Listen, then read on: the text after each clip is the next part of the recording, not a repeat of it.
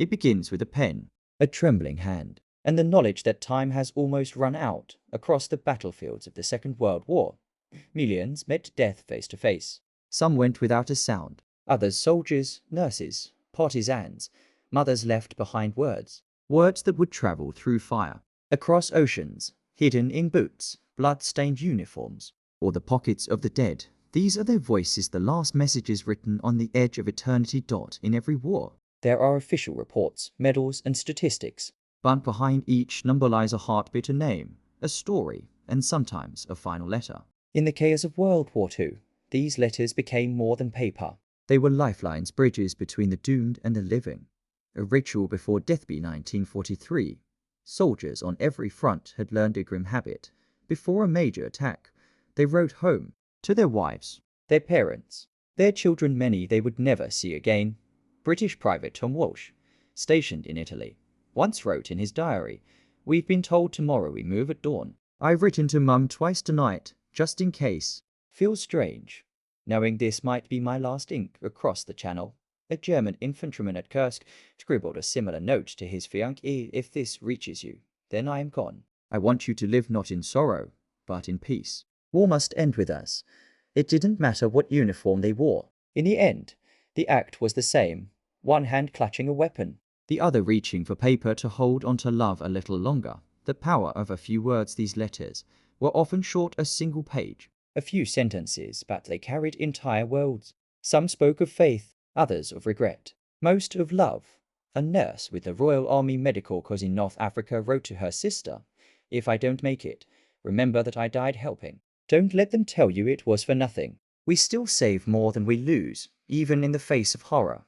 The human instinct was not hatred, but connection between life and silence. Many soldiers were ordered not to keep letters on their person, too dangerous if captured, but they did anyway. They slipped them inside helmets, sewed them into linings, or trusted them to friends who might outlive them. Historians later found letters in bomb trenches, frozen in the mud of the Ardennes, or among ashes in Stalingrad. Some were never delivered. Some reached home years later, yellowed but alive, a voice resurrected from the grave. The universal tone, whether written in English, Russian, Japanese, or French, the letters shared one tone, a quiet acceptance of mortality. Listen to this note from Lieutenant Jean-Marie Leclerc, a French resistance fighter executed by the Gestapo in 1944. "They are calling my name now. Tell Mother I am not afraid. Tell France to keep her soul. I die standing." Now to the words of Private Harold Johnson, U.S. infantryman killed at Normandy. "Don't cry, sis. If I fall, know that I was with my friends and we were laughing before the landing. That's how I want you to remember me."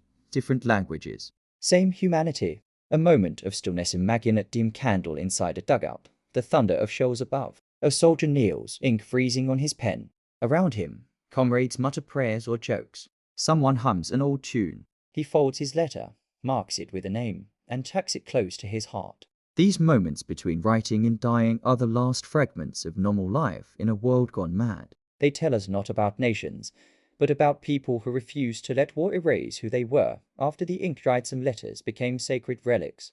A British mother in Manchester kept her son's note sealed for 50 years, opening it only on her deathbed. In Tokyo, a widow framed the final hiker her husband, a kamikaze pilot, left behind.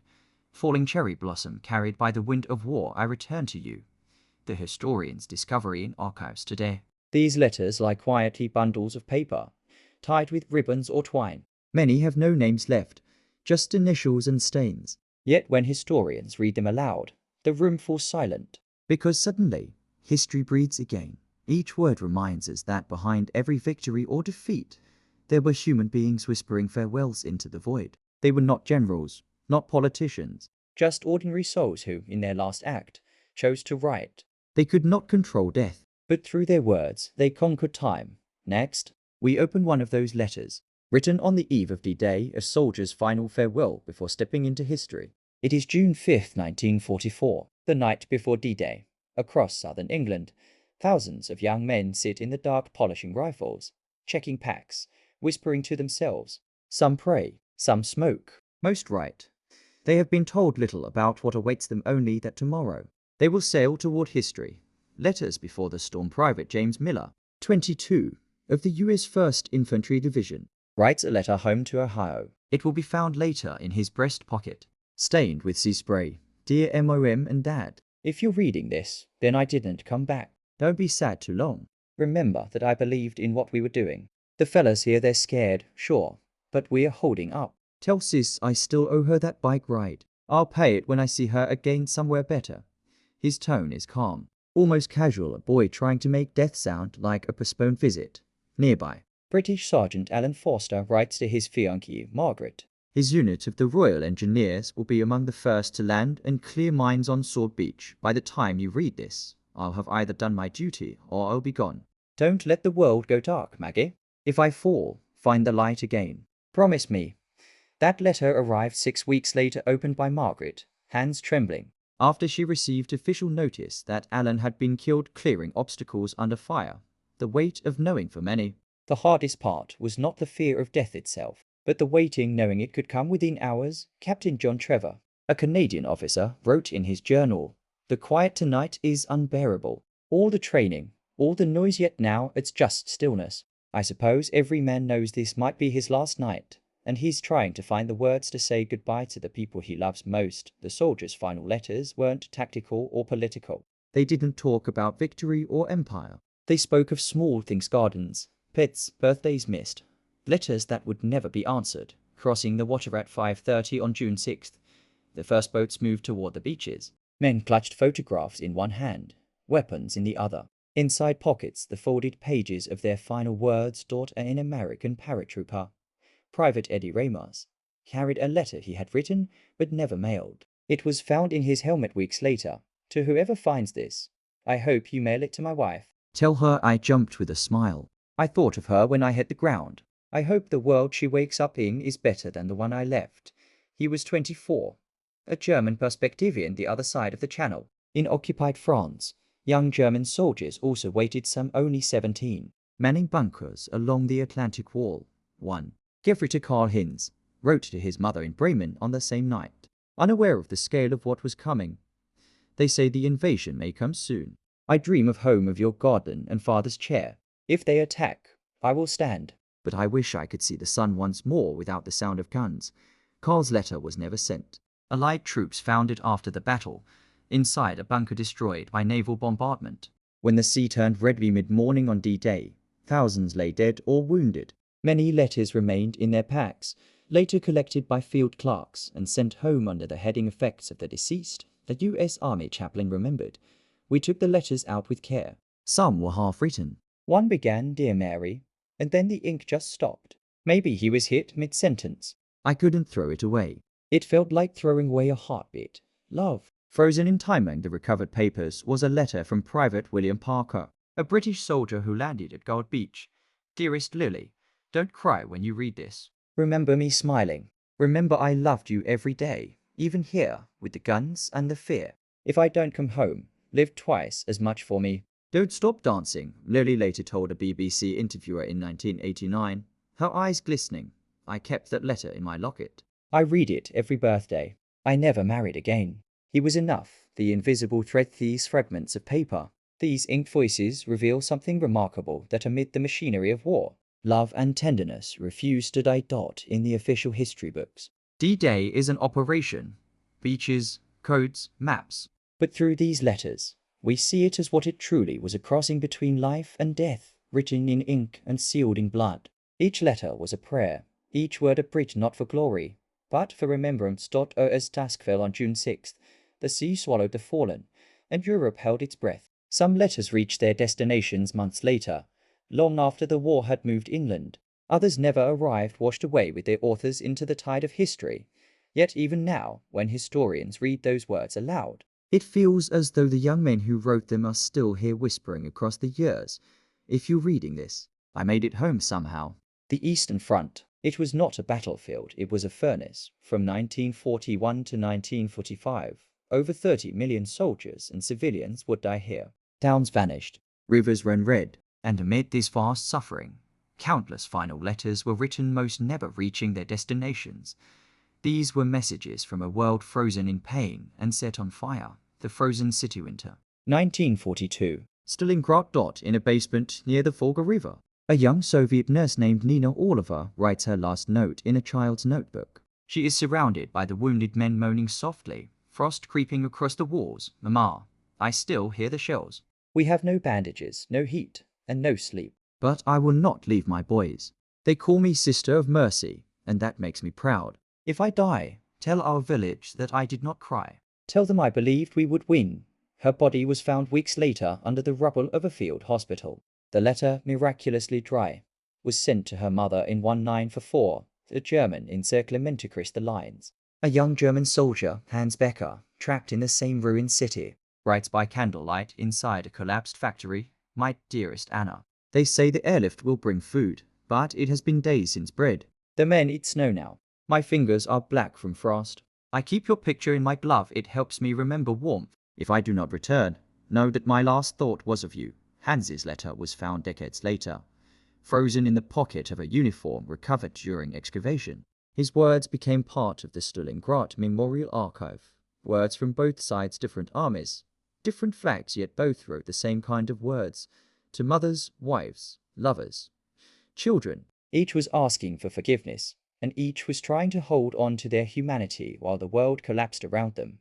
A Soviet conscript, Private Lev Antonov, writes in December 1942, Father, I now understand you. You said a man learns who he is when the world tries to break him. I am not broken. If I fall, bury me near the river. I want to hear it when spring comes. Lev never saw spring again. His regiment was wiped out near the Red October factory. A land of silence in the early 1943. Both sides were starving. Letters were written on scraps of newspaper, on ration wrappers, sometimes even on strips of wood. One German private wrote, No mail in 3 weeks. The dead are buried in snow. If we ever see home again, it will be because someone else froze in our place. A Soviet pilot, whose name remains unknown, scrawled on the back of a map before his final mission, If I burn, tell them I flew for the motherland, and for the girl I loved who never knew. That map was recovered in 1945 from the wreckage of a Yak-1 fighter, the Eastern Inferno for the North. In Leningrad, civilians endured 872 days of siege. Families starved slowly. Children wrote farewells in notebooks, not understanding why food had disappeared. 12-year-old Tanya Savakeva kept a diary. Her last words are among the most haunting records of the war. Shenya died on December 28, 1941. Grandma died on January 25th. Likha died on March 17th. Uncle Vasya, Uncle Lyusha, Mama. Everyone is dead. Only Tanya is left. She died soon after. Her notebook survived. Today, it rests in the Museum of the Defense of Leningrad, a small voice preserved from a city of ghosts. Love amid the issue in this inferno. Love refused to vanish. Irina Petrova, a Soviet telegraph operator, sent a coded message to her fiancé at the front. The stars are still bright over the river. I count them each night and pretend they are candles at our wedding. She was killed during a bombing raid days later. Her message was intercepted, decoded, and archived by chance, only to be discovered by historians 70 years later. These were not just lovers, they were voices calling across the smoke, reminding us that war could not erase tenderness. The letters never sent for many. The letters never left the pocket. At Kursk in 1943, history's largest tank battle, entire battalions vanished before a single message could be mailed. A recovered diary fragment from a German tanker reads, The ground shakes. Everything burns. I can't hear anymore. If anyone ever finds this, tell the world that we were boys, not monsters. Just boys? Those words were found inside the wreck of a Panzerfor, charred almost beyond recognition between two Helsinki Soviet archives. Historians uncovered thousands of letters censored by military command, words too hopeless, too human for wartime propaganda. One censored letter, written by a Red Army soldier before the final assault on Berlin, reads, I have seen too much. I do not know if victory still means peace, but I will fight until it is over for the dead who can no longer write, from the Volga to the Vistula. The Eastern Front became a graveyard of letters, messages swallowed by snow, fire and silence. Each one tells us that courage is not found in victory, but in the act of writing when death is certain. They wrote to stay human in a world that had forgotten how. Next, we leave the front lines and look to the skies where civilians wrote their last words beneath falling fire. The sky became death's domain, from London to Dresden, from Tokyo to Hiroshima. The Second World War turned cities into infernos. The letters written beneath those skies were not from soldiers, but from others. Children and ordinary people who realized, in their final moments, that there was nowhere left to run. They are the most fragile words ever written, ink trembling beneath falling fire. London, the longest nights between 1940 and 1941. The London Blitz killed over 43,000 civilians. Every night, as the sirens wailed, families huddled in cellars and underground stations, and many wrote by candlelight. A young mother, Eleanor Briggs, living in Stepney, wrote this letter to her husband. Serving overseas, my dearest Tom, the children are asleep in the shelter. The baby still laughs when the walls shake. I tell them it's thunder, not bombs. We've learned to make tea between raids, now imagine that. If this one's bad, know that I was thinking of you until the end. Love from all of us, always. Her home was hit that same night. The letter was found the next morning in the rubble, unburned, and later sent to her husband in North Africa. Voices beneath the rubble rescue teams often recovered letters alongside the dead, small scraps tucked inside handbags or coat pockets. One such note, unsigned, reads simply, "If anyone finds this, please tell my mother I wasn't afraid. I only wish I could have seen the morning again." It was as if, in their last moments, London civilians were trying to leave one last whisper in the darker message that they had endured. Dresden. The firestorm, February 1945. The ancient city of Dresden, known as the Florence of the Elbe, becomes the target of one of the most devastating air raids in history. In a single night, over 25,000 people perish in a storm of fire among the ruins.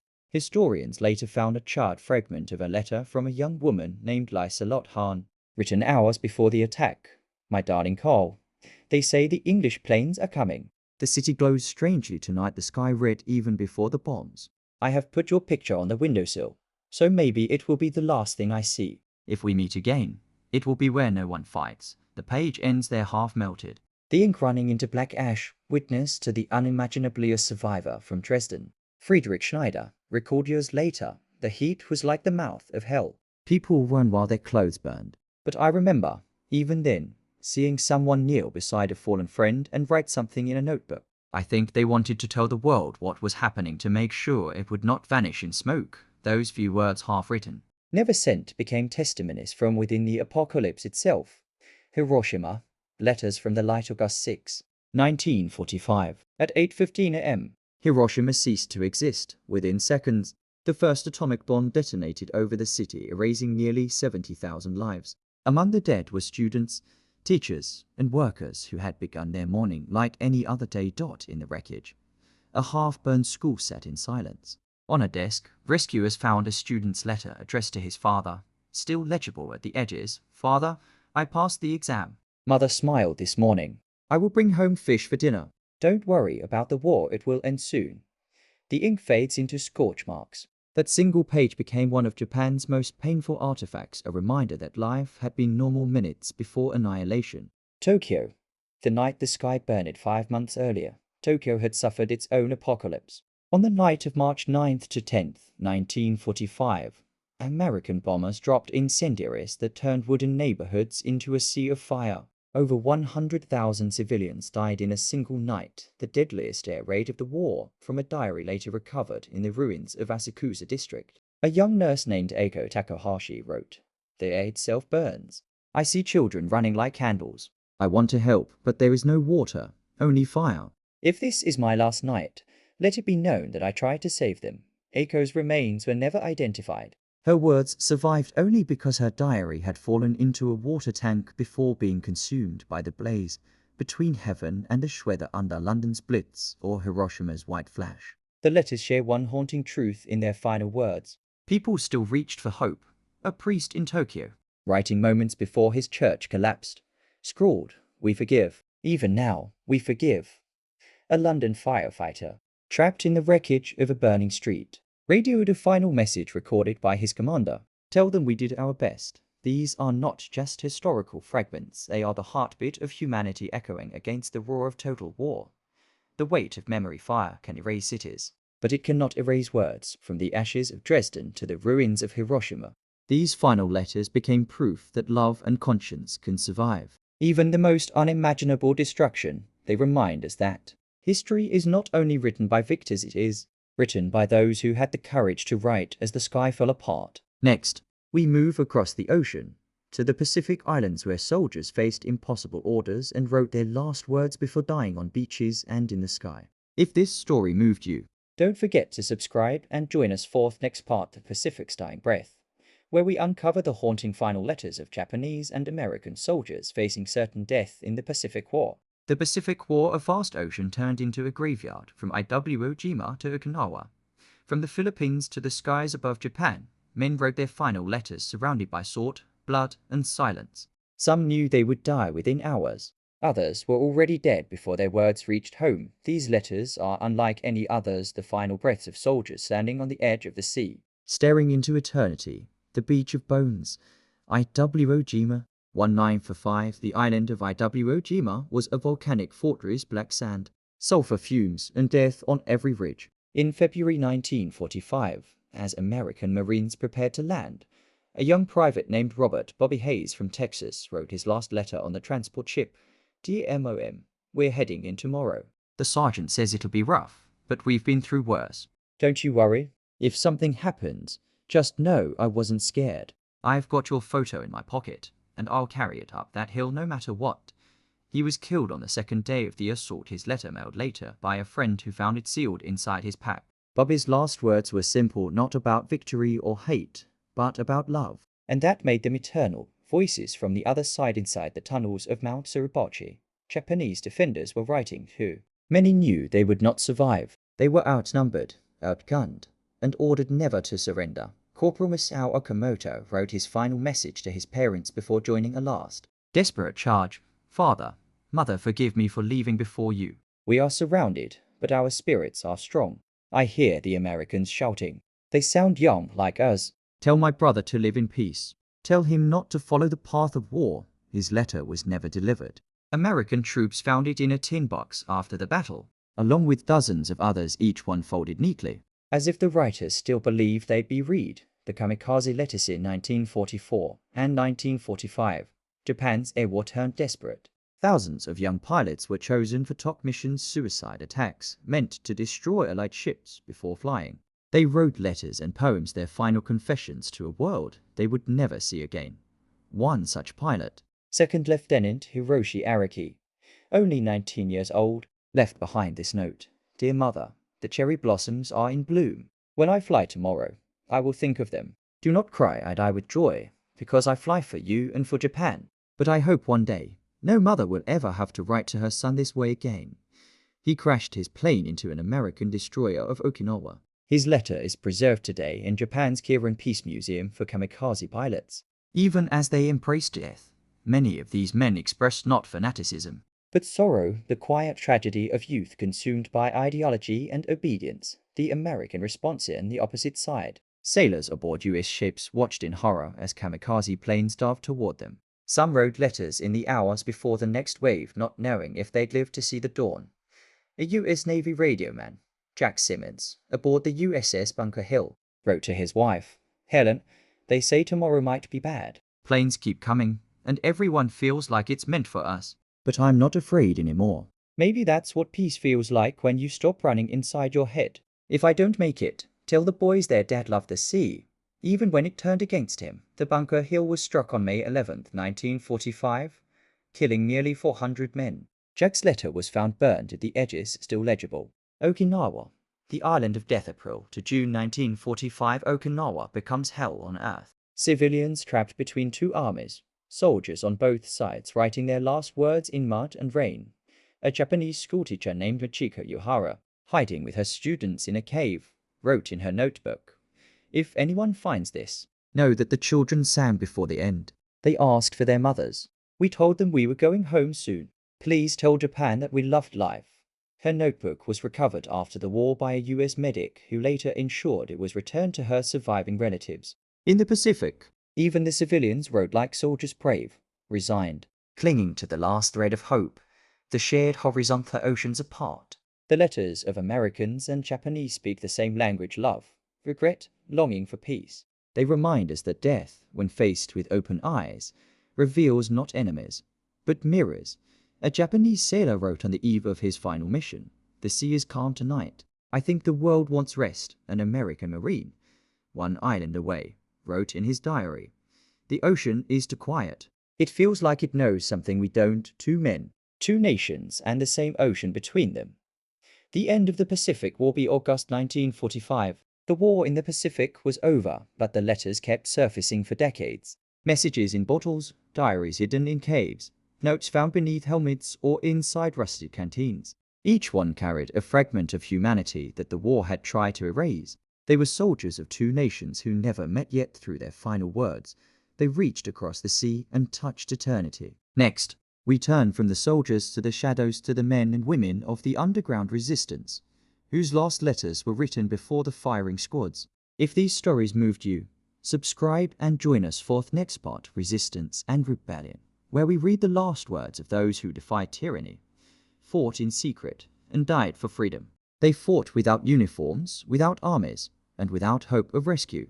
The resistance men and women who defied occupation, sabotage networks, and underground cells spread across Europe. When captured, their sentence was death. And yet, before the final dawn, they wrote not for victory but for memory. France. 1944. Vive la France. In the spring of 1944, a young French resistance fighter named Guy Marquette sat in a Nazi prison cell. He was only 17 years old when he was arrested for distributing anti-German leaflets in Paris on the morning of his execution. He wrote one last letter to his parents. My darling little Mom, my much-loved dad, I am going to die. What I ask of you, especially of you, Mom, is to be brave. I am dying for my country. I want France to be free and for Frenchmen to be happy. Goodbye to all of you, my brothers. I love you all. I love you, Dad. I love you, Mom. I kiss you with all my heart. Hours later, he was executed by firing squad. His letter was later read to generations of French school children, a symbol of youthful courage against tyranny. He was 17, too young to vote, too young to drink, and yet old enough to die for an idea. The Polish underground, Warsaw 1944 in Warsaw, Poland. Resistance fighters faced annihilation as the city rose against German occupation. Among them was Anasia Radzka, a nurse and career in the Home Army. As the uprising collapsed, she wrote to her fiancé, who was fighting on another front. My dearest Jan, the city burns around us. The sky is red and full of screams. If this reaches you, know that I have no regrets. Tell my mother that I was not afraid. Tell her that I saw freedom, even if only for a moment. She was killed during a bombing in September 1944. Her letter, found among ruins, is displayed today in the Warsaw Uprising Museum. Warsaw fell, but letters like Anna's survived to testify that courage can outlast even cities. The Dutch secret, a young woman's faith in occupied Amsterdam. Hannie Schaft, known as the girl with the red hair, was one of the most wanted resistance fighters in the Netherlands. She spied on Nazis, smuggled documents, and carried out assassinations. Captured in March 1945, she refused to give up her comrades. The night before her execution, she wrote a brief note on the back of a torn newspaper scrap. Mom, Dad, do not think of this as the end. Think of it as the moment I gave all I could, when the war ended weeks later.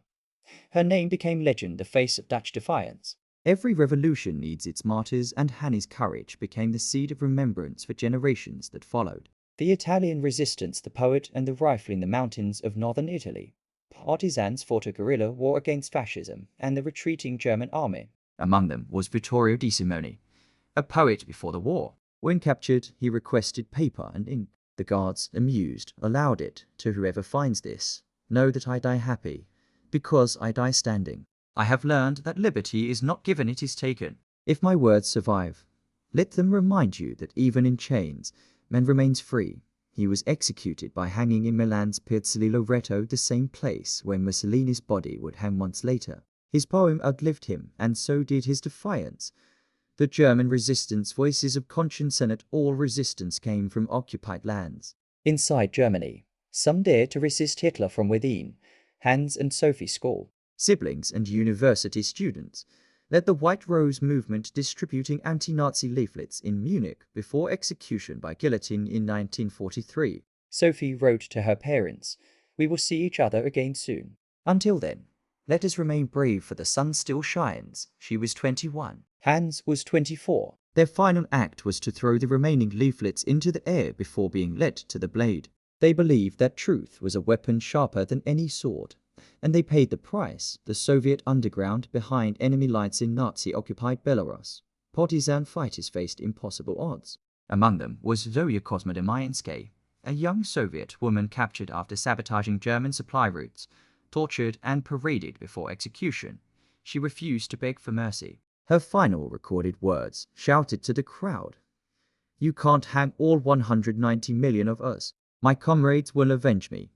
Her death became one of the Soviet Union's most powerful wartime legends. Her letter, never written but spoken into the air, became her nation's living testament of defiance, love, and revolt across Europe. Resistance letters share the same refrain, "Do not mourn me," for each fighter. The act of writing was not surrender, but rebellion. Their final words were weapons paper bullets fired at oblivion. A French courier, Lucien Morel, wrote before being shot at Montvalrine, "I am not afraid. I am only sad that I cannot see the world that will be born from our ashes, and that world did come built upon those ashes, upon those letters, upon the memory of the nameless thousands who refused to bow."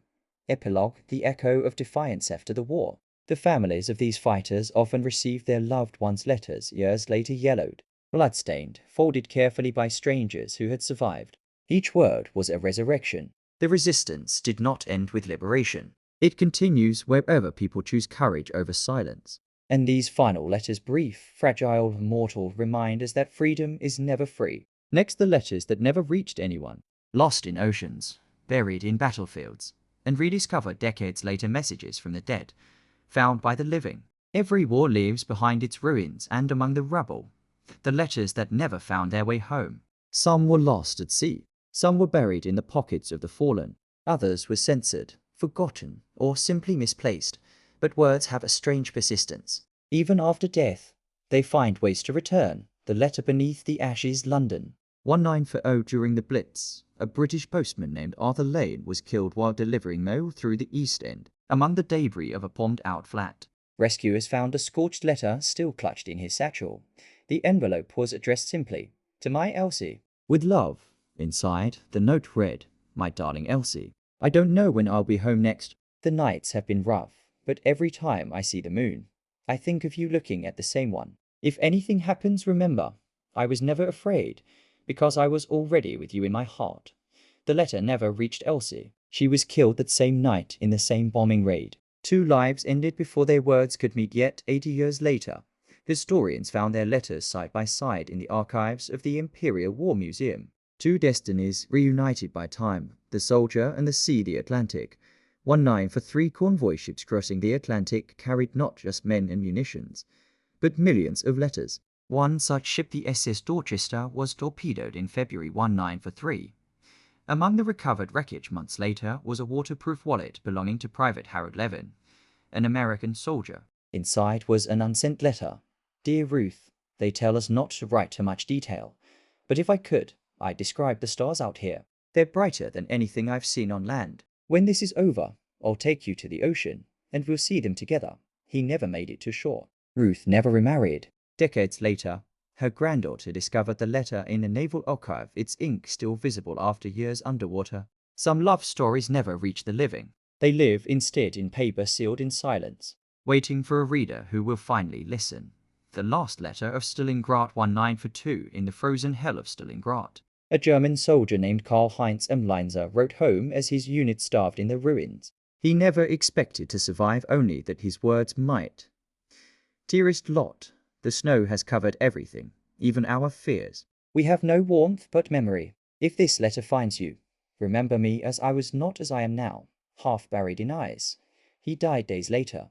The letter was found by a Soviet soldier who, instead of destroying it, tucked it away. 50 years later, after the fall of the Soviet Union, the letter was returned to Emler's surviving relatives in Germany, its paper yellowed but intact.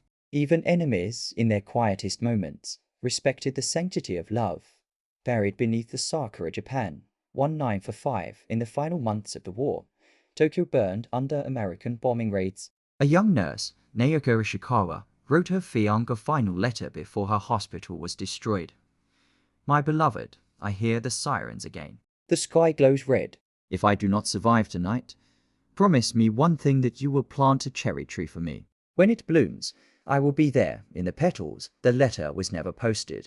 It was discovered 60 years later, hidden in a small lacquer box beneath a rebuilt clinic. When her fiancé's family learned of it, they planted a cherry tree in her honor. It still blooms every spring. War kills people, but sometimes love plants roots that even fire cannot burn. The prisoner's secret Auschwitz. 1944 in Auschwitz, a Polish prisoner named Jakub Nowak worked in a letter-sorting room. He risked his life to write one secret note to his wife, smuggling it inside another prisoner's clothing bound for transport.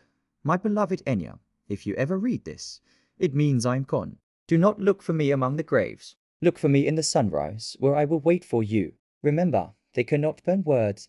The note was found decades later inside a hidden seam of a uniform discovered during restoration of the camp museum. No record of Enya survives. Sometimes the letters outlive the people who were meant to receive them, becoming the only proof that love existed amid atrocity. Across time, the rediscovered messages archivists, divers, and historians continue to find these letters in the bottom of lakes, behind wallpaper, inside old helmets.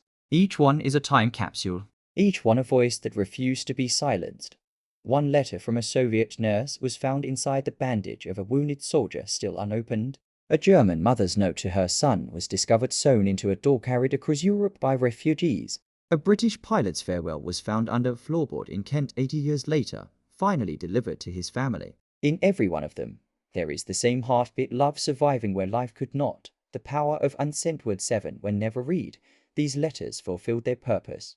To write in war was to defy death itself. It was to say, you may take my body, but you cannot erase my voice. These letters remind us that connection is stronger than chaos, that the act of writing itself is an act of faith. When you hold one of these yellowed pages, you hold a human soul that refused to vanish. Closing reflection, they were never delivered in life, but perhaps they reached us across time, across silence, across oceans, because we are their readers now. We are the living answer to their dying words. If these lost voices moved you, subscribe and join us for the final chapter, Echoes That Remain, where we explore how these letters continue to shape memory, history, and the way we mourn today. Time moves forward, but some voices never fade. They whisper from yellowed envelopes, from cracked photographs, from folded papers that survived where flesh could not. These are not just letters. They are echoes, fragments of souls, trapped between ink and eternity. The Museum of Voices across the world. Museums have become sanctuaries for these final words. In London's Imperial War Museum, a small glass display holds a single letter, written in pencil by a British soldier before the Somme. In Warsaw, a child's crayon note from the ghetto reads simply, Mama, I am still here. In Japan's Kirin Peace Museum, thousands of letters from kamikaze pilots rest in climate-controlled silence, a nation's collective wound preserved on paper. Visitors move slowly, whispering. It feels less like a museum and more like a cathedral, not of victory, but of remembrance. Every folded note becomes a confession. Every unread message, a prayer. The families who waited for many families. These letters were all that came home. A mother in Illinois received her son's note 2 months after his death in Normandy, forwarded through military channels, the paper stained by seawater. She never opened it. She said, he's still alive inside it. If I open it, he'll die again. In France, an old man still visits his father's grave, a man he never met, and reads the letter that was written to him before he was born. My son, if you read this one day, know that your father died believing the world could be kind again. The war ended 80 years ago. Yet its conversations are still unfinished. Letters that found their way home. Some letters took longer to arrive than any soldier ever could. In 2013, a US postal worker discovered a bundle of wartime mail behind a wall during renovations of an old building. Among them was a 1944 letter from a pilot named Lieutenant John Calvin to his wife, Mary. Sweetheart, I keep your picture taped to the cockpit. If this war doesn't end soon, I'll fly home myself. He was shot down weeks later. 70 years after his death, the letter was finally delivered to his daughter, now a grandmother herself. She said, when I read it, I could hear his voice not as a story, but as my father. That is the power of words that outlive war. They collapse time itself. When nations remember, every country remembers differently. In Russia, eternal flames burn beside plaques engraved with last letters from the front.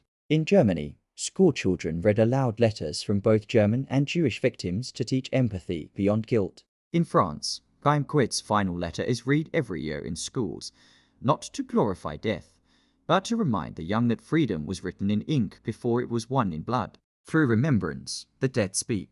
Through teaching, they remain alive. The weight of reading there is a strange intimacy in reading someone's last words. It feels almost intrusive, as though we are eavesdropping on the edge of eternity. Historians describe it as the weight of witness. To hold a final letter is to hold a moment when a person faced the void and chose to write instead of scream. Each of us who reads becomes part of their survival, because as long as someone listens, they are not gone. The language of humaniacrous language is English, Japanese, Polish, German, Russian, Italian. The last letters say the same things. I love you, don't cry, remember me. The syntax of farewell is universal. In the end, every soldier, every mother, every prisoner and child, they all reached for the same truth, that love, even when surrounded by death, remains undefeated. The living letters today. Survivors and descendants still write their own letters to those who never came home. They leave them at memorials, in museums, or beside graves. A woman in Hiroshima writes a new letter every August 6th to her brother who died in 1945. A British veteran writes to his best friend who fell at honor, "We made it home, mate. I still hear you in the rain." We continue to write because we continue to remember. And every word we write back to them is an answer across time. The eternal dialogue, perhaps that is what these letters truly are, a bridge between the living and the dead. Not a farewell, but a conversation that never ended. When we read them aloud, we lend them our breath. When we preserve them, we promise never to forget. The men and women of World War II are gone, but their voices remain in pencil, in paper, in memory. If anyone reads this, one soldier wrote, "Remember that we were here," and we do. We remember. This was Voices from the Edge. Last Letters Before Death in World War II. A collection of humanity's final words, not about how the war was fought, but how it was felt, because history is not just written in battles, it's written in letters. Thank you for joining this journey. If these voices touched you, subscribe and share this story so their words continue to live. The remembrance is the only true victory over time.